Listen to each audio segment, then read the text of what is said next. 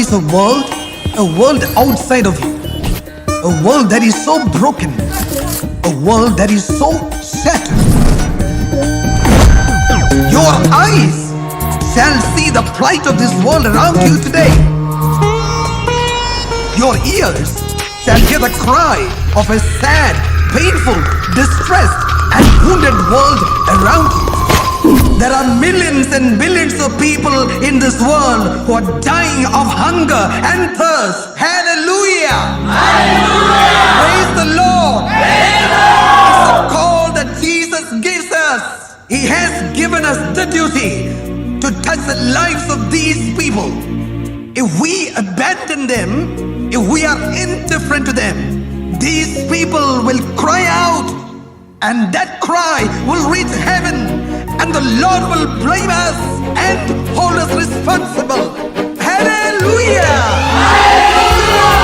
Praise the Lord! Praise the Lord! Praise the Lord! Praise the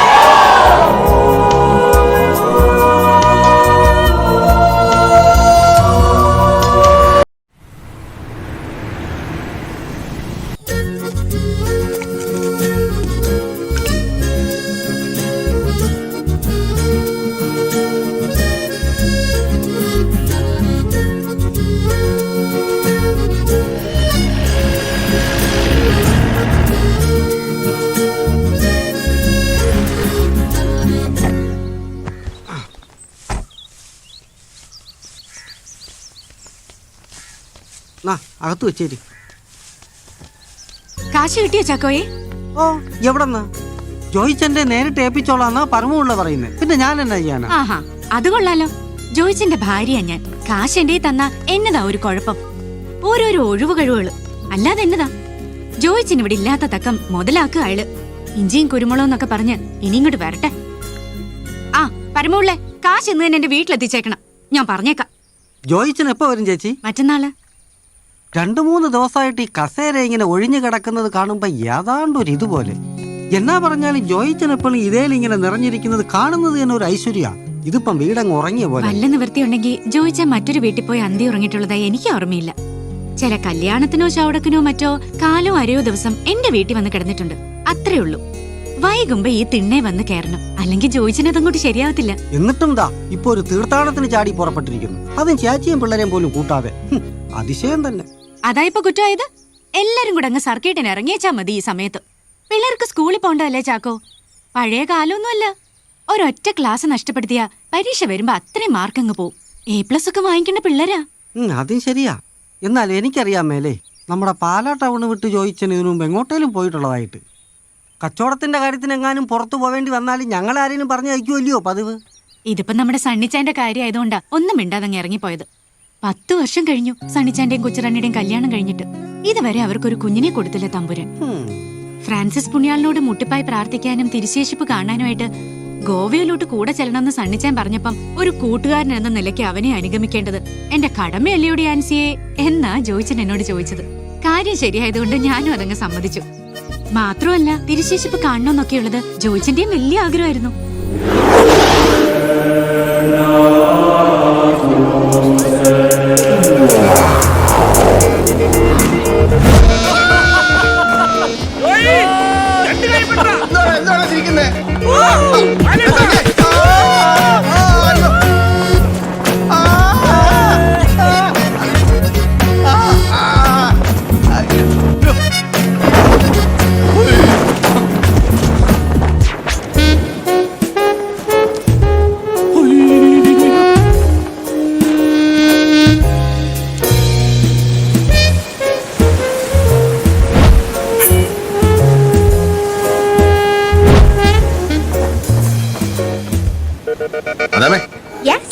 I love you. Come on. ഒന്നുമില്ല ചുമ്മാ nothing. ജോസേ അനിയ, നീ വെറുതെ തർക്കത്തിന് നിൽക്കാതെ ഞാൻ പറയുന്ന അങ്ങോട്ട് കേക്ക്. ഞാനൊരു പോലീസ് ഓഫീസറാണെന്നുള്ള കാര്യം പലപ്പോഴും നീ മറന്നു പോകുന്നു. പ്രമാദമായ ഒരു മർഡർ കേസിന്റെ ഇൻവെസ്റ്റിഗേഷനില്ല ഞാൻ. അഡ്വക്കേറ്റ് നരിമാനുമായിട്ട് എനിക്ക് നാളെ ഒരു അർജന്റ് മീറ്റിംഗ് ഉള്ളതാ. അതുകൂടെ കഴിഞ്ഞ് എനിക്ക് വരാൻ പറ്റത്തുള്ളൂ. എന്താ കടലിലെ ശബ്ദം? അത് പിന്നെ ഈ അന്വേഷണം ഒരു കടൽ തീരത്താ. എന്നാ പറഞ്ഞാലും ഈ കേസിൽ നാളെ നീ തന്നെ കോടതിയിൽ അപ്പിയർ ചെയ്തേ പറ്റൂ. അത് മസ്റ്റാ. ചത്തയാളെ ഒരു മീൻപിടുത്തക്കാരനായിരുന്നു. മീൻപിടുത്തക്കാരൻ. ആ ശരി ശരി. ആരാ ആരാ? കെട്ടിയോള് തന്നെ അല്ലാതാര്.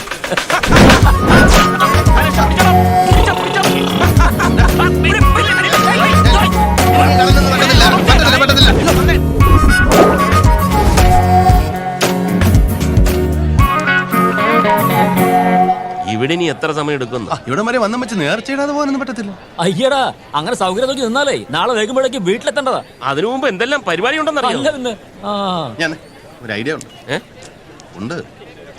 ജോയ് ഇതെങ്ങോട്ടാ? നീ കണ്ടോ ചേട്ടാ, ഇതൊന്നാ നേർച്ചപ്പെട്ടിലിടാവോ? क्या हुआ भाई? यह सामान वह बॉक्स में निक्षित करो. Okay okay okay. ആരാം കറോ ആരാം കറോ ആരാം കറോ. വലിയ സാറന്മാര് വന്നിട്ട് എന്നാ കാര്യം? വിവരം വേണം, വിവരം. ഞാൻ ഇന്ത്യയിൽ ഒരു കാച്ചം കഴിച്ചു. കിളവൻ സമ്മതിക്കുകയും ചെയ്തു.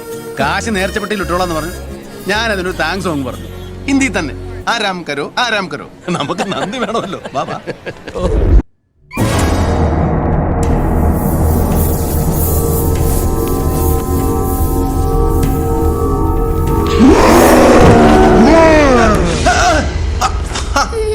നീയായിരുന്നു.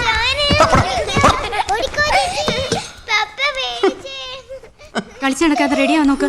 ചിരിക്കുന്ന കണ്ടില്ലേ? നാണമില്ലല്ലോ ജോയിച്ചിന്. ഓ, നീ അതങ്ങ് ക്ഷമി. ഇന്നലെ രണ്ടെണ്ണം കൂടി പോയായിരുന്നു. അത് ഞാൻ ഇതിനു മുമ്പും കണ്ടിട്ടുള്ളതാണല്ലോ. ഇതൊന്നും അല്ല. ജോയിച്ചൻ രാത്രി ഉറക്കത്തിൽ കിടന്ന് പറഞ്ഞ എന്നാന്നറിയോ? എന്നാ പറഞ്ഞു? മദാമേ, what is your name, come here, I love you എന്നൊക്കെയാ ജോയിച്ചൻ പറഞ്ഞത്. അതായിരുന്നു. അത് നീ വിചാരിക്കുന്ന പോലെ ഒന്നും അല്ലടി എൻ്റെ ആൻസി. ഏതോ മാതാമ്മമാർ നടത്തുന്ന ആശുപത്രിയിൽ ഞാൻ ഭയങ്കര സൂക്കേടായിട്ട് കിടന്നൊന്ന് ദുസ്വപ്നം കണ്ട. ഏയ്, ഐ ലവ് യു എന്നൊന്നും ആയിരിക്കല്ല പറഞ്ഞത്. ഐ ഗീവ് യു എന്നായിരിക്കും. അതായത് ഈ വലിയ ബില്ല് വന്നപ്പോ ഉടനെ കൊടുത്തേക്കാം, പേടിക്കണ്ടെന്ന് പറഞ്ഞായിരിക്കും. ഓ അല്ല പിന്നെ. എന്റെ പൊന്നും കൂടെ അല്ലേ, നീ ഇത് ആരോടെങ്കിലും പറഞ്ഞ് എനിക്ക് നാണക്കേട് വരുത്തി വെക്കരുത് കേട്ടോ.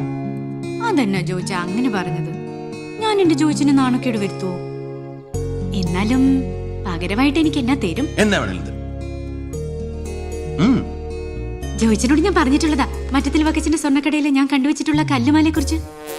അത് വേണോ ആൻസി കൊച്ചേ? വേണമല്ലോ ജോയിച്ച. ഞാൻ എല്ലാരോടും പറയും എന്ത് നല്ല ഭർത്താവ് എന്റെ ജോയിച്ചനെന്ന്.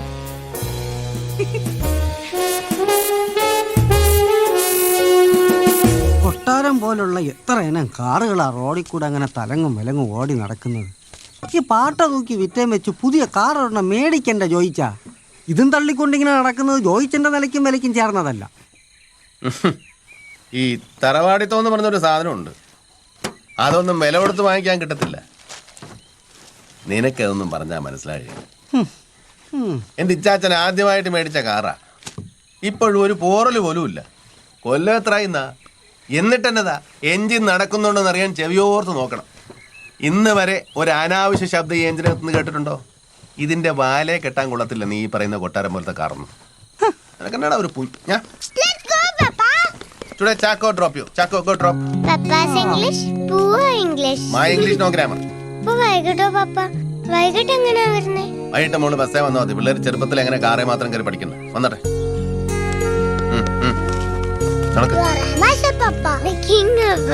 മൈസർ നിന്റെയൊക്കെ ആൻസി കൊച്ചേ.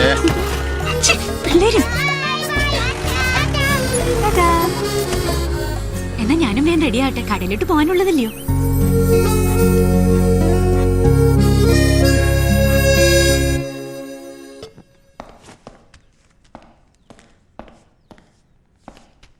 മതിയടാ മതി, പെട്ടെന്ന് വാ, നേരം പോയി. നീ പെണ്ണ് കാണാനൊന്നും പോവല്ലോ, കോടതിയിലോട്ട് തന്നെ അല്ലയോ പോകുന്നത്. അസൂയക്കും കഷണ്ടിക്കും മരുന്നില്ല ടിച്ചായോ. അറിയുന്നുണ്ട് ഞാൻ നിന്റെ ലീലാവിലാസങ്ങൾ. വാ. ഇത് എവിടെ പോയി കിടക്കുന്നു? റെഡി ആയില്ലയോ ഇതുവരെ?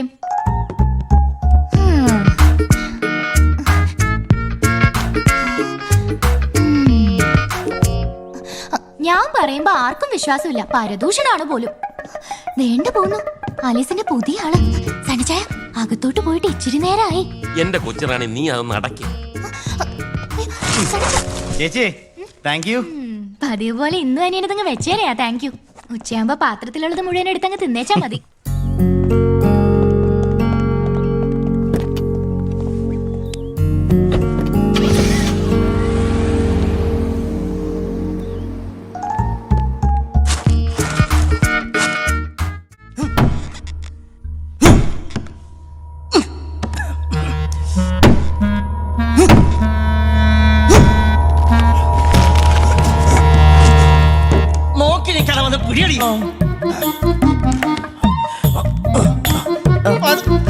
നോക്കി പിടിക്കടി അങ്ങോട്ട്.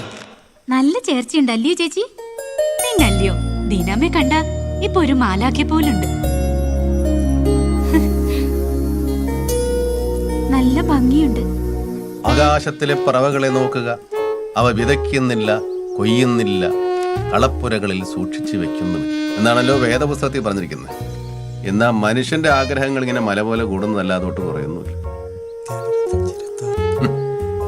മദാമ്മയുടെ തനി സ്വരൂപം കാണാൻ പോയതിനെ 1.25 ലക്ഷം രൂപയാ പിഴ. ഇതാ ബില്ലുകളുടെ കൂട്ടത്തിൽ കുരുത്തം കിട്ടും. ചാക്കോ പണിക്ക് വിളിക്കാൻ വന്നപ്പോഴാ തീർത്ഥാടനമൊക്കെ കഴിഞ്ഞ് തിരിച്ചെത്തിയവരും ഞാൻ അറിയുന്നത്. എന്നാ പറഞ്ഞാലും എപ്പോഴും ഈ കസേരയിൽ ഇങ്ങനെ ഇരിക്കുന്നത് കാണുന്നത് തന്നെ ഒരു സന്തോഷമാ. ഈ ഇരിപ്പിങ്ങനെ ഇരിക്കുന്നതാ കുഞ്ഞരാമ എനിക്ക് ഏറ്റവും ഇഷ്ടം. നമ്മൾ ഓടിച്ചാടി നടക്കേണ്ട ഒരു കാര്യമില്ല, എല്ലാം താനേ അങ്ങ് നടന്നോളൂ. അത് നേരാ. എന്നാലും ഒരെന്നാലും ഇല്ല. നമ്മളെ പേടിച്ചിട്ടാന്നോ ചെടിയും മരവും കിഴങ്ങും ഒക്കെ വളരുന്നതും റബ്ബർ പാല് തരുന്നതും ഒക്കെ? അതൊക്കെ താനേ അങ്ങ് നടക്കും. നമ്മളതങ്ങ് വിട്ടുകൊടുത്തേച്ചാ മതി. ഓരോന്ന് വിചാരിക്കുമ്പോ ഈ പറഞ്ഞതൊക്കെ തന്നെ അതിന്റെ ഒരു ശരി. എന്നാ പറഞ്ഞാലും ഈ വെറുതെ ഇരിക്കുന്നതിന്റെ സുഖം ഒന്ന് വേറെ തന്നെയാണേ. എന്തായി കുഞ്ഞരാമ പണി? ആകെ പൊളിഞ്ഞിരിക്കുക സാധനം. നല്ല പണിയുണ്ട്. കുറച്ച് തടിയോടൊക്കെ വേണ്ടി വരും. അതിനി അർത്ഥമുണ്ടാക്കണ്ടായോ? തൽക്കാലം ഗോവണി ഇളക്കി മാറ്റി വെച്ചിട്ടുണ്ട്. ഒരു 2 ദിവസം കഴിഞ്ഞ് നമുക്ക് സൗകര്യം പോലെ പണി തുടങ്ങാം. എന്താ? കുഞ്ഞരാമന്റെ തീരുമാനം അങ്ങനെ ആന്നേ പിന്നെ ഞാൻ എന്നെ പറയാനാ. കുഞ്ഞരാമന്റെ ഇഷ്ടം പോലെയല്ലേ നടക്കത്തുള്ളൂ. എന്നാ പിന്നെ അങ്ങനെ 1000 രൂപയുടെ തന്നായിരുന്നെങ്കിൽ. അഡ്വാൻസ് ഒക്കെ നേരത്തെ കൈപ്പറ്റിയിട്ടുള്ളതാ കുഞ്ഞിരാമൻ. ഇനിയിപ്പോ പണി കഴിഞ്ഞിട്ട് തരുന്നതല്ലയോ അതിന്റെ ഒരു ശരി? ഇതിപ്പോ കടവായിട്ട് തന്നാ മതി. 2 ദിവസം കഴിഞ്ഞെടുക്കാം. ഇപ്പൊ പണിയൊക്കെ വളരെ കുറവാ.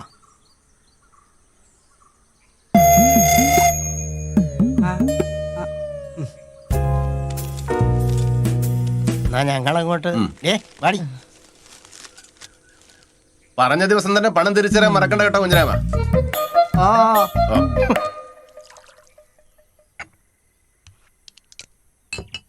പറയുന്ന കേട്ടില്ലയോ, ആശാരിമാർക്ക് പണി കുറവാന്ന്. ഒരാശാരിയെ കണ്ടു കിട്ടാൻ തന്നെ വലിയ പാടാ. അപ്പോഴാ പണിക്കും പോവത്തില്ല, കള്ളും കുടിച്ച് കറങ്ങി നടക്കുക കുഞ്ചിരാമൻ. തിങ്കളാഴ്ച വാങ്ങിച്ചതും അതിനു മുമ്പ് പല തവണകളായിട്ട് വാങ്ങിച്ചതും ഒന്നും ഇതുവരെ തിരിച്ചു തന്നിട്ടില്ല. പോട്ടെന്റെ ചാക്കോയെ, നീ അതങ്ങ് ക്ഷമി. കുഞ്ഞരാമൻ കാശ് വാങ്ങിച്ചത് കള്ളു കുടിക്കാനാണെന്നും അതിന് തിരിച്ചു തരാൻ പോകുന്നില്ലെന്നൊന്നും എനിക്ക് അറിയാൻ മേലഞ്ഞിട്ടല്ല. നീ ആ ദാനധർമ്മത്തിന്റെ കണക്കിൽ ഇതുകൂടെ എഴുതിയിട്ടു. ദാനധർമ്മത്തെ പറ്റിയൊക്കെ എത്രയൊക്കെ ആ വേദപുസ്തകത്തിൽ പറയുന്നു. അല്ലെങ്കിൽ തന്നെ എപ്പോ വിളിച്ചാലും വരുന്നവനാ കുഞ്ഞരാമൻ. നമ്മക്കത് മാത്രം ആലോചിച്ചാൽ പോരെ. ഇന്നത്തെ കാലത്ത് വിളിച്ചാൽ വരുന്ന ഒരു ആശാരിയെ കിട്ടുന്നതിന്റെ മഹാഭാഗ്യമാണ്. അതേ വന്നല്ലോ, ഉച്ചയ്ക്ക് ഊണിന് മുമ്പുള്ള പതിവ് കോട്ട. അത് കൊള്ളാമല്ലോ. നേരെ ഇത്രയൊക്കെ ആയായിരുന്നു.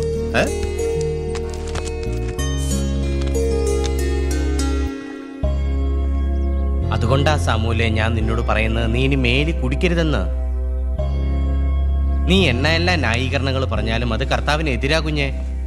അപ്പൊ നീ ചോദിക്കും കർത്താവ് കുടിച്ചിട്ടില്ലേ അച്ചോന്നു. അതാണല്ലോ നിന്റെ ഒരു രീതി.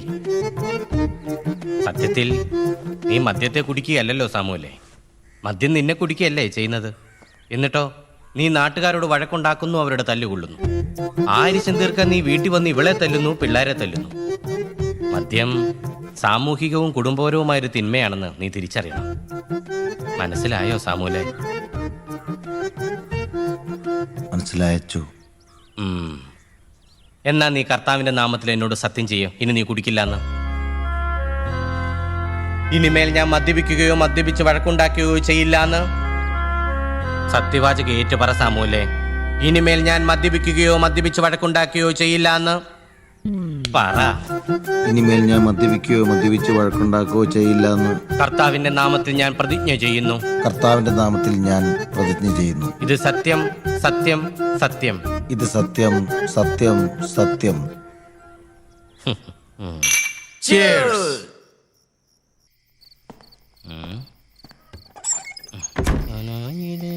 കല്യാണ നാളിൽ കൽഭരണിയിലെ വെള്ളം.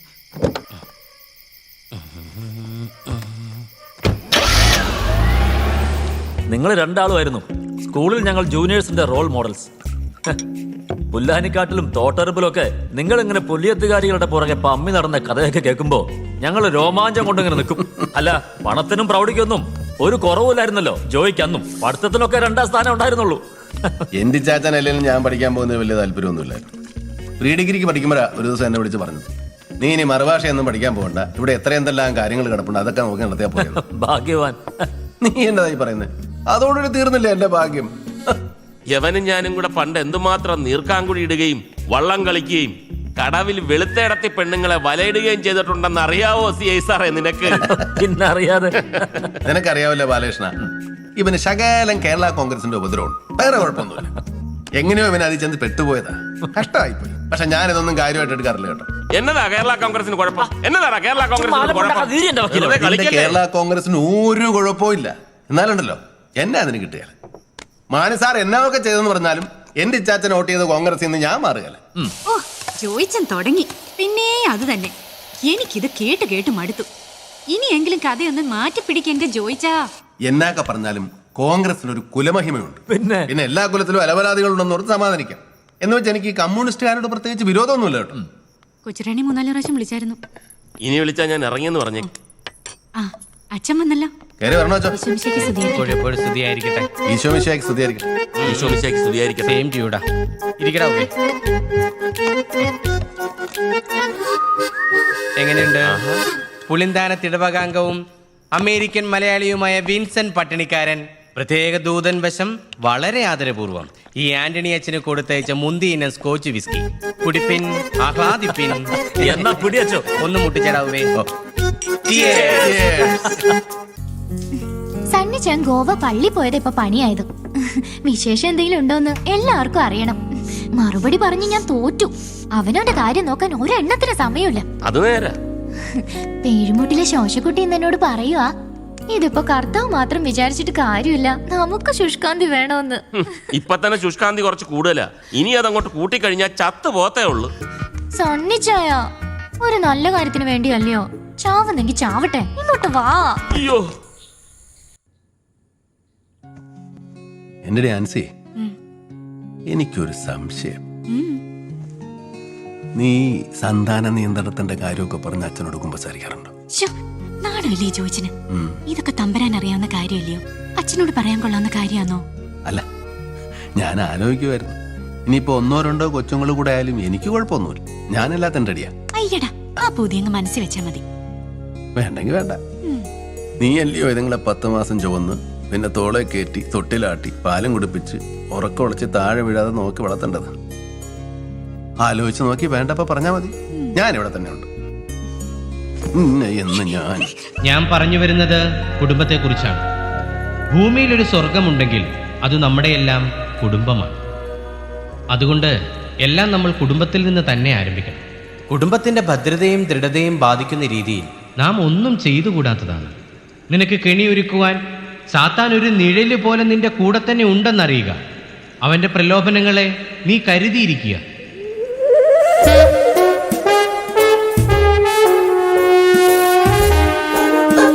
രക്ഷകനായ ദൈവത്തോട് നാം മുട്ടിപ്പായി പ്രാർത്ഥിക്കുക. അവനിലുള്ള അടിയുറച്ച വിശ്വാസത്തെ മുറുകെ പിടിക്കുക.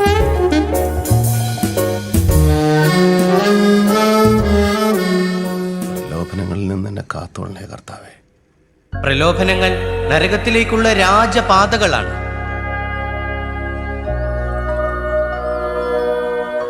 തിരുവനന്തപുരത്ത് എനക്കെന്നാ പരിപാടി?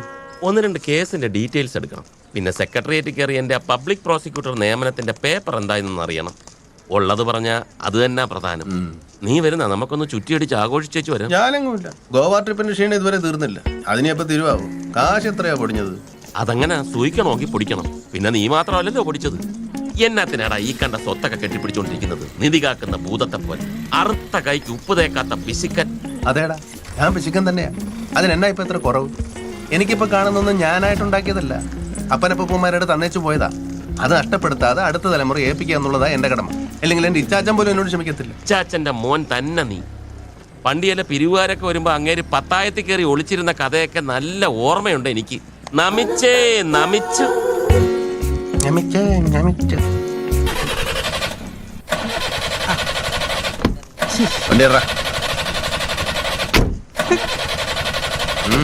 എഞ്ചിൻ നടക്കുന്നുണ്ടോ എന്ന് ചെവിയോർത്ത് നോക്കിയാലേ അറിയാൻ പറ്റത്തുള്ളൂ. മാഡം വേഗം ഇറങ്ങി തള്ളു. ഇറങ്ങ്.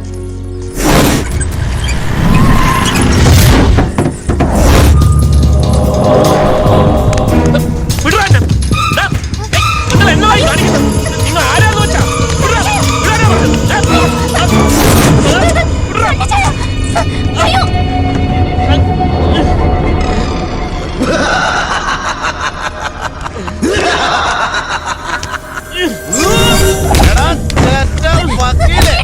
അരയാൻ കണ്ട് കുഞ്ഞത്തിന് കുളപ്പുറം വക്കന്റെ സ്വന്തമാണ്. നീ മറ്റോന്റെ കാശ് മേടിച്ച് കുഞ്ഞത്തിനെ ജയിലിൽ കയറ്റും അല്ലൂടാ. നിന്റെ വക്കീലെ പണിന്ന് ഞാൻ പൂട്ടിക്കും. എന്നെ തല്ലിയാലുണ്ടല്ലോ ഞാൻ ആരാന്ന് നിനക്ക് അറിയാമല്ല. നിന്റെ ഗുണ്ടാപ്പണിയൊന്നും എന്റെ അടുത്ത് നടക്കണ്ട. വിടുവാ. വിടാനാ പറഞ്ഞത്. ഇനിയിപ്പോ ഇതൊരു ശീലമായി പോയി. അവനെ തള്ളടാ.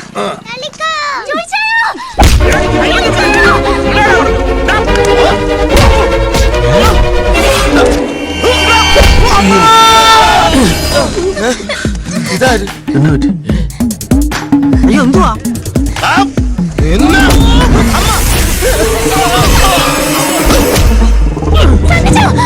സണ്ണി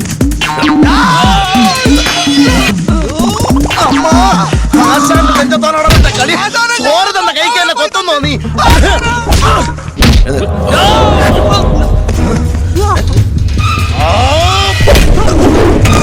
ജോയിച്ച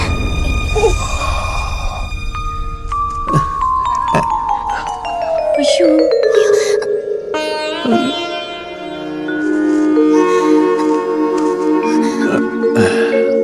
ഓ തല്ലും കൊണ്ട് നിക്കുന്നുണ്ടല്ലേ? കേറി അടി എന്റെ ജോയിച്ച.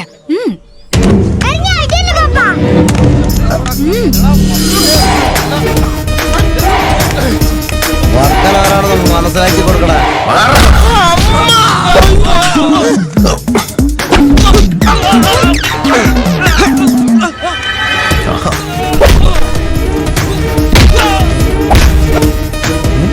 കർത്താവേ, എന്നതാ ഇത്? കളിക്കല്ലേ കളിക്കല്ലേ.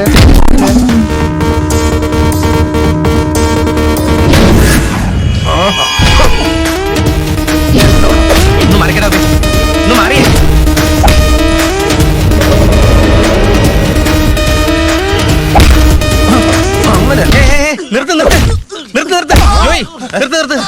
എന്നതാ ഇത്? എന്നതാടോ ഇത്? പള്ളിപ്പറമ്പിൽ കിടന്ന് പോക്കർത്തരം കാണിക്കുന്നു. സണ്ണി എന്നതാടാ? എന്നതാ പ്രശ്നം? വക്കനോട് കളിച്ചാലുണ്ടല്ലോ കളി പഠിപ്പിക്കും വക്കൻ. വക്കാ പൊക്കോ. അച്ഛൻ പറഞ്ഞോണ്ട് ആരെ കൊല്ലുന്നില്ല ഞാൻ. ആഹാ. ആര്? ഇതോ.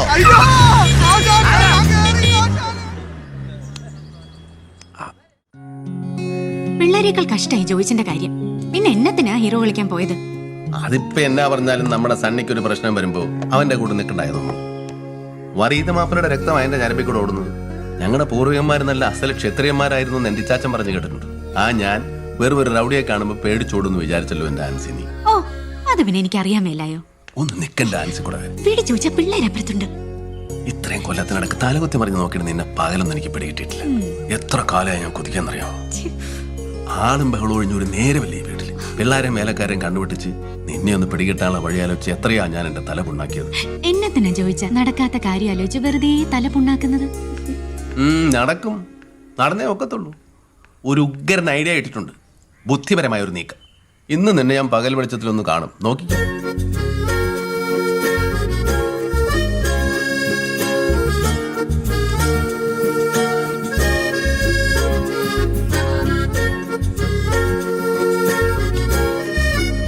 ഇതിപ്പം കാണേണ്ട സിനിമയാന്നാ പൊതുവെയുള്ള അഭിപ്രായം, പ്രത്യേകിച്ച് കുട്ടികൾ. എന്നാത്തിനാ നമ്മൾ സിനിമ കാണുന്നത്? പറ, എന്നാത്തിനാ? അറിയത്തില്ല, അതാ കുഴപ്പം. വാ, ഓരോ സിനിമയിൽ നിന്ന് നമുക്ക് ഓരോ ഗുണപാഠങ്ങൾ പഠിക്കാനുണ്ട്. അധ്വാനത്തിന്റെ മഹത്വത്തെക്കുറിച്ചാണ് ഇപ്പൊ കാണാൻ പോകുന്ന സിനിമ. സമയമായല്ലോ. മറ്റുള്ളവരെ സ്നേഹിക്കണമെന്നാണ് ഈ സിനിമയുടെ ഗുണപാഠം. ഈ ഗുണപാഠങ്ങളൊക്കെ മക്കൾ കണ്ടു തന്നെ പഠിക്കണം. അതുകൊണ്ടാ പപ്പ നിർബന്ധിച്ച് സിനിമയ്ക്ക് വിടുന്നത്. എന്നിട്ട് പപ്പയും മമ്മിയും വരാത്തെന്താ? അയ്യേ, പപ്പ സിനിമയ്ക്കൊന്നും പോകത്തില്ലെന്ന് എന്നെ കുട്ടിക്ക് അറിയത്തില്ലയോ? പിന്നെ ഈ ഗുണപാഠങ്ങളൊക്കെ പപ്പ പണ്ടേ പഠിച്ചിട്ടുള്ളതാ. പപ്പ പഠിച്ച് ഫസ്റ്റ് ക്ലാസ്സിലാ പാസ്സായത്. അതിപ്പോ ആർക്കാ അറിയാൻ മേലാത്തത്? ഓടാ. ഓ മമ്മിയോ? ആ, മക്കള് പോയച്ചും വരുമ്പോഴത്തേനും പപ്പ മമ്മിയെ പഠിപ്പിച്ചോളാം. പപ്പ വീട്ടിൽ പോവാ. അപ്പൊ എന്നാ ഗുണമാടാ പോടിച്ചത്? വെള്ളേരെ നോക്കണേ. ഓ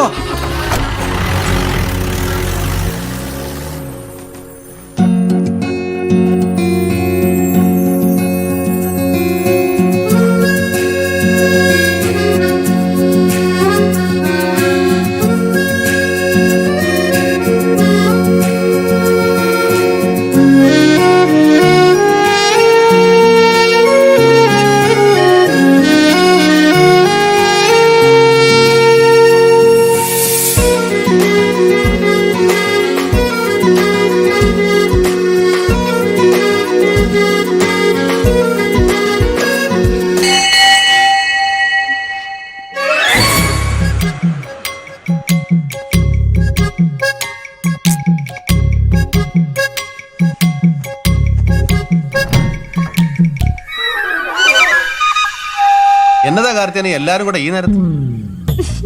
എന്നാ പറയാനാ, 2 മണിക്കൂറായി വീട്ടിൽ കറണ്ട് പോയിട്ട് ഉടനെയെങ്കിലും വരുന്ന ലക്ഷണം കാണുന്നുമില്ല. ലൈനയിൽ ഏതാണ്ട് പണിയാ. പിള്ളേർക്കാണെങ്കിൽ ടിവിയിൽ 2:30 സിനിമ കാണണമെന്ന് നിർബന്ധം. നോക്കിയിരിക്കുന്ന കേറി വരണേടി പിള്ളേരെ. ഇത് നമ്മുടെ വീടല്ലയോ? എല്ലാത്തിനാ നാണിച്ചിരിക്കുന്നേ. കുഞ്ഞിരാമൻ വന്നില്ലയോ കാർത്തിയാനി? ഓ, അങ്ങേരെ എവിടെ പോയി കിടക്കൊന്നും ആർക്കറിയാം. വൈകുന്നേരം ആകുമ്പോ വന്ന് കയറും 4 കാലയില്. പിന്നെ നമുക്ക് എന്നേലും മിണ്ടാൻ പറ്റുമോ? മൂക്കിന്റെ തുമ്പ തല്ലിയോ ദേഷ്യം. നാക്കൊന്ന് പിഴച്ചു പോയാ പിന്നെ തല്ല് തന്നെ. വാടി പിള്ളേരെ. അല്ല, കുഞ്ഞിരാമനും കൂടെ ഉണ്ടായിരുന്നെങ്കിൽ എല്ലാരും കൂടെ ഒരുമിച്ചിരുന്ന് കുടുംബസമേതം ഒരു സിനിമ കാണായിരുന്നു. ഒരു കുടുംബചിത്രമായിരുന്നു. ഓ, എന്നാത്തിനാ അങ്ങേരില്ലാത്ത തന്നെ ഞങ്ങക്ക് നല്ലത്. എന്നാ നിങ്ങൾ ചെന്ന് സിനിമ കണ്ടാട്ടെ. ഓ, ആ TV ഒന്ന് ഓൺ ചെയ്ത് കൊടുക്കാൻ അവർ സിനിമ കാണട്ടെ. ഇക്കാലത്ത് വിളിച്ചാ വരുന്ന ഒരു ആശാരിയെ കിട്ടുന്നത് മഹാഭാഗ്യം. ഉള്ളതാ. ഭയങ്കര അണ്ണാശല്യോ അല്ലയോ? ആ ആണെന്നേ. നമസ്കാരം. അല്ല, ഇതാരും കുട്ടപ്പനാ? ഇതെന്നാ പതിവില്ലാതെ ഈ വഴിക്കൊക്കെ? ചില പുതിയ പതിവുകളൊക്കെ തുടങ്ങി വെക്കാൻ വേണ്ടി വന്നാണെന്ന് കരുതിക്കോ. ഞാനെന്ന് പറഞ്ഞ സംഭാവനയുടെ കാര്യം എന്തായി? സോമാലിയയിലെ പട്ടിണി പാവങ്ങളെ സഹായിക്കാനുള്ളത് അത്. അതൊക്കെ നല്ല കാര്യങ്ങൾ തന്നെയാ. പക്ഷേ കുട്ടപ്പൻ ചോദിച്ചത്രയും തരാനുള്ള പണമൊന്നും എൻ്റെ കയ്യിലില്ല. വല്ല 100-500 ഒക്കെ ആണെങ്കിൽ നോക്കാം. ആർക്ക് വേണം തന്റെ 500 തൂമ്പ? ബൂർഷാസിയുടെ സ്ഥിരം നമ്പർ ആയത്. എപ്പോ ചോദിച്ചാലും ഇതേ പല്ലവി തന്നെ. വല്ല കോൺഗ്രസ്സുകാരോ കേരള കോൺഗ്രസ്സുകാരോ ചോദിച്ചിരുന്നെങ്കിൽ വാരിക്കോരി കൊടുത്തേനെ. അത് മാത്രം പറയും. മാണി സാറോ ഉമ്മൻചാണ്ടി സാറോ നേരിട്ട് വന്ന് ചോദിച്ചാൽ പോലും കാശിന്റെ കാര്യമില്ലയോ, ഞാൻ കൊടുക്കത്തില്ല. നിങ്ങൾ ഇനി ഒരു അക്ഷരം മിണ്ടരുത്. ഈ പറഞ്ഞ മൂരാജികൾ ചോദിക്കുമ്പോഴാണ് മിസ്റ്റർ പാർട്ടി സംഭാവന ചോദിക്കുന്നത്. നിങ്ങൾ ചരിത്രം പഠിക്കണം മിസ്റ്റർ ജോയ്. പാരീസ് കമ്മ്യൂണിനെ കുറിച്ച് കേട്ടിട്ടുണ്ടോ നിങ്ങൾ? ചിക്കാഗോ തെരുവിധികൾ ഇളക്കി മറിച്ച തൊഴിലാളി മുന്നേറ്റത്തെ കുറിച്ച്, ബൊളീവിയൻ കാടുകളിലെ ഗറില്ല യുദ്ധത്തെ കുറിച്ച്, അൽബേനിയയെ കുറിച്ച്, ആഗോളവൽക്കരണത്തെ കുറിച്ച്, കാറൽ മാർക്സിനെയും ഏംഗൽസിനെയും മഹാനായ ലെനിനെയും സഖാവ് സ്റ്റാലിനെയും കുറിച്ച് കേട്ടിട്ടുണ്ടോ നിങ്ങൾ? ഇല്ല. പിന്നെ എന്ത് കേട്ടിരിക്കുന്നു? എനിക്ക് അത്രയ്ക്ക് അറിവൊന്നുമില്ലാന്ന് കുട്ടപ്പൻ അറിയാൻ മേലായോ? പിന്നെ EMSനെയും AKGയെയും അച്യുതമേനോനും ഒക്കെ കുറിച്ച് കേട്ടിട്ടുണ്ട്. കാര്യം ടീച്ചാച്ചൻ മൂരാച്ചി കോൺഗ്രസ്സുകാരനായിരുന്നേലും പിശുക്കനായിരുന്നേലും അന്നത്തെ കമ്മ്യൂണിസ്റ്റ് നേതാക്കന്മാരോടൊക്കെ വലിയ ബഹുമാനമായിരുന്നു. ഒരിക്കൽ പാലായി AKG പ്രസംഗിക്കാൻ വന്നപ്പോൾ കുഞ്ഞായിരുന്നേലും ഇച്ചാച്ചൻ എന്നെയും കൂടെ കൊണ്ടുപോയായിരുന്നു. എന്നതാ ഒരു പ്രസംഗം! മനുഷ്യന്റെ മനസ്സെടുത്തിട്ട് അങ്ങ് അമ്മാനമാടുമല്ലയോ. പറയുന്നതൊക്കെ നമ്മുടെ നെഞ്ചത്തോട്ട് ഇങ്ങനെ ഇടിക്കുക. കുഞ്ഞായിരുന്നേലും എനിക്ക് നല്ല ഓർമ്മയുണ്ട്. അല്ല, ഇവരെ കുറിച്ചൊക്കെ എന്നതാ കുട്ടപ്പന്റെ അഭിപ്രായം? എന്നെ കളിയാക്കണോ താൻ?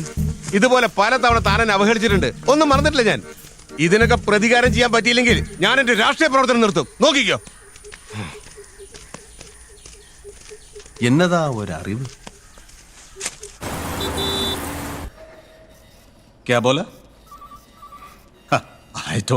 ബേബി, നിങ്ങൾക്ക് അവിടെ നിൽക്കാൻ പറ്റാത്ത സിറ്റുവേഷൻ ആണ്, ഇങ്ങോട്ട് പോന്നോ?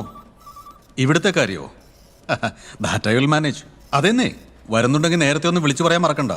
ശരി ശരി, ഓക്കെ ഓക്കെ. ഇതെന്റെ വലിയൊരാശയാണ് സാർ. കഴിഞ്ഞ തവണയും ഞാൻ ട്രൈ ചെയ്തതാ. പക്ഷേ മിനിസ്റ്ററുടെ ഓഫീസിൽ നിന്ന് വിളിച്ചിരുന്നു വക്കീലിന്റെ കാര്യത്തിന്. ഞാൻ ലോ സെക്രട്ടറി ആയിരിക്കുമ്പോൾ പബ്ലിക് പ്രോസിക്യൂട്ടർ നിയമനത്തിന്റെ കാര്യത്തിൽ വക്കീൽ വെറുതെ ടെൻഷൻ ആവണ്ട. അക്കാര്യം ഞാൻ ഏറ്റു. സമയമാകുമ്പോ പേപ്പർ കയ്യിലെത്തിക്കോളാം. ഓ, താങ്ക് യു ആ, സാർ. എന്നാ വക്കീൽ വിട്ടോ, അങ്ങ് പാലായിൽ എത്തേണ്ടതല്ലേ. പിന്നെ എനിക്ക് ചിലപ്പോ വക്കീലിന്റെ ഒരു സഹായം വേണ്ടി വരും. ആവശ്യമുണ്ടെങ്കിൽ ഞാൻ വിളിച്ചോളാം. വിഷയമൊക്കെ അപ്പൊ പറയാം. ഒരു ഡൽഹി കാര്യമാണെന്ന് മാത്രം തൽക്കാലം അറിഞ്ഞാൽ മതി.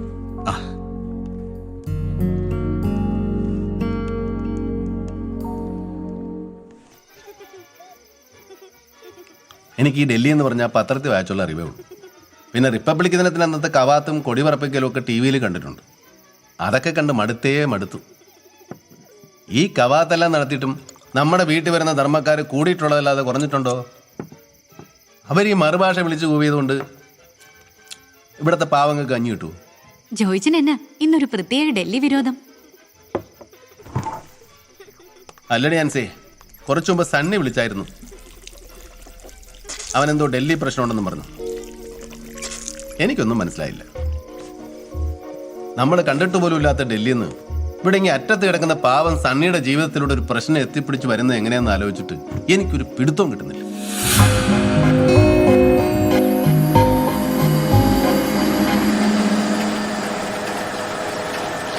ഇന്ന് എത്രയുണ്ട് തങ്കച്ചാ ഷീറ്റ്? 45 ഉള്ളൂ. ആ 2-3 ദിവസമായിട്ട് മൂടിക്കെട്ട് കിടക്കുമായിരുന്നല്ലോ. ഇന്നൊരു തെളിച്ചമുണ്ട്. വരണം വക്കീലേ.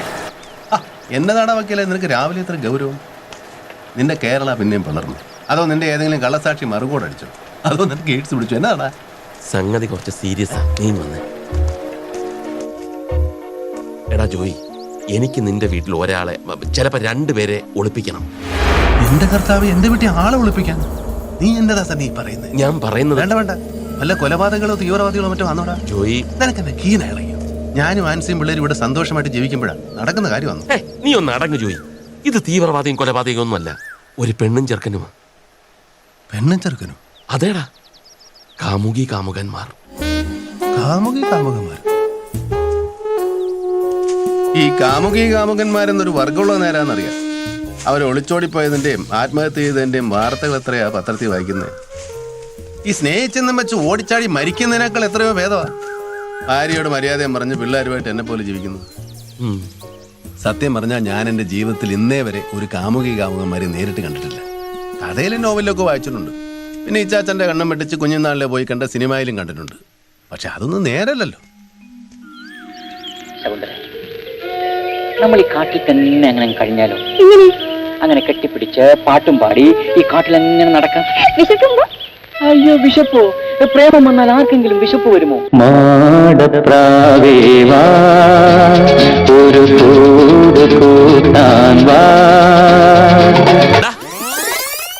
വാസ്തവത്തിൽ എന്നതാടാ ഈ പ്രേമം?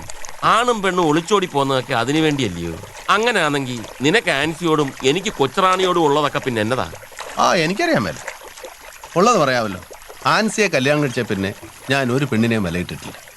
പിന്നെ വീട്ടിൽ ജോലിക്ക് നിൽക്കുന്ന 1-2 പെണ്ണുങ്ങളെ നോട്ടം ഇട്ടിട്ടുണ്ട്. എന്നാലും ആൻസിക്ക് എന്നോടുള്ള നോട്ടത്തിന്റെ ചിന്ത വരുമ്പോൾ ആ നോട്ടം അങ്ങ് പമ്പ കിടക്കും. ഈ കാമുകികാമാരെ കണ്ടിട്ടുണ്ടോ തന്നെ? അങ്ങനെ ചോദിച്ചാ ഞാനും ഇത് ആദ്യമായിട്ട് തന്നെ ഇവരെ കാണാൻ പോന്നു. പഠിക്കുന്ന കാലത്ത് പോലും നമുക്കിതിനൊന്നും നേരമില്ലായിരുന്നല്ലേ. പിന്നെ നിന്നെയും ആൻസിയും ആ കൂടെ കണ്ടിട്ടുള്ളത്. അതുകള ഞാനും ആൻസിയും സൗഹാർദ്ദപരമായിട്ട് ജീവിക്കുന്ന ഭാര്യാഭർത്താക്കന്മാർ. പ്രേമം പോയിട്ട് പകൽ ഞാൻ അവളുടെ അടുത്ത് ഇരുന്നിട്ട് പോലുമില്ല. ഈ കാമുകി കാമുകന്മാരെന്ന് പറഞ്ഞാൽ രാത്രിയും പകലും ഒരുപോലെ കെട്ടിപ്പിടിച്ചിരിക്കുന്നവരല്ലോടാ സണ്ണി. നമുക്കിതൊന്നും വിധിച്ചിട്ടില്ലടാ ജോയി. പണ്ട് പുല്ലാനിക്കാട്ടിലും തോട്ടറമ്മിലും ഒക്കെ പുല്ലിയത്തുകാരുടെ പുറകെ പമ്മി നടക്കുമ്പോൾ ഓർക്കണമായിരുന്നു. നമുക്കൊന്ന് പ്രേമിച്ചാൽ മതിയായിരുന്നു. പോയത് പോയി.